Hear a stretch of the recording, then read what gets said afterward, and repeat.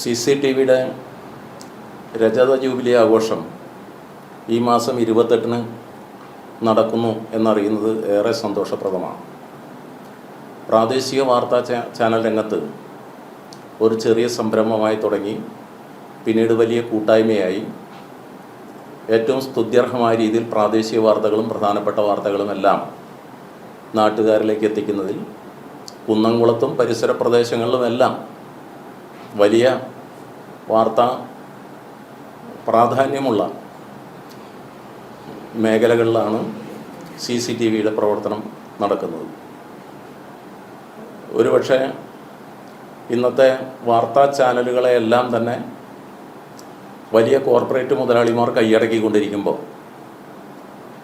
അത്തരം വലിയ കുത്തകകൾ ഒന്നുമില്ലാതെ സാധാരണക്കാർ കൂടിച്ചേർന്നൊരു സംരംഭം എങ്ങനെ വിജയിപ്പിക്കാം എന്നുള്ളതിൻ്റെ ഉദാഹരണം കൂടിയാണെന്ന് CCTV ഉൾപ്പെടെ പങ്കാളിയായിട്ടുള്ള കേരളത്തിലെ കേരള വിഷൻ.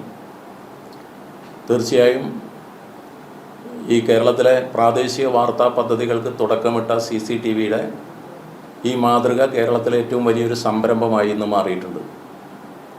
ആ തുടക്കക്കാരുടെ 25-ാം വർഷമാണ് ഇപ്പോൾ ആഘോഷിക്കുന്നത്. നമ്മുടെ നാട്ടിലെ എല്ലാ വിഭാഗം ആളുകളും അവരുടെ പ്രാദേശിക ആവശ്യങ്ങൾ ഉന്നയിക്കാൻ ആദ്യം വിളിക്കുന്ന ഒന്നായി CCTVയുടെ പ്രവർത്തനം മാറിയിട്ടുണ്ട്.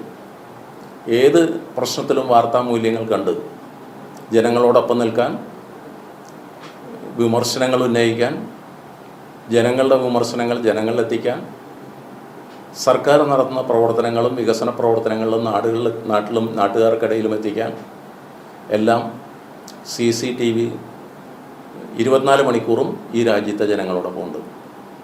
ആ പ്രവർത്തനങ്ങൾക്ക് എല്ലാ വിജയവും ഞാൻ ആശംസിക്കുന്നു. 25-ാം വാർഷികത്തിന് ശേഷം തുടർന്നുള്ള കാലത്തും ഈ വാർത്താ ചാനലിൻ്റെ CCTVയുടെ മികവും വളർച്ചയും ഉണ്ടാകട്ടെ എന്ന് ഞാൻ ആഗ്രഹിക്കുന്നു. ഒരുപക്ഷെ നമ്മുടെ നാട്ടിൽ നിന്ന് വളർന്നു വരുന്ന ഏറ്റവും ഭീകരമായ വിപത്ത് വർഗീയതയാണ്.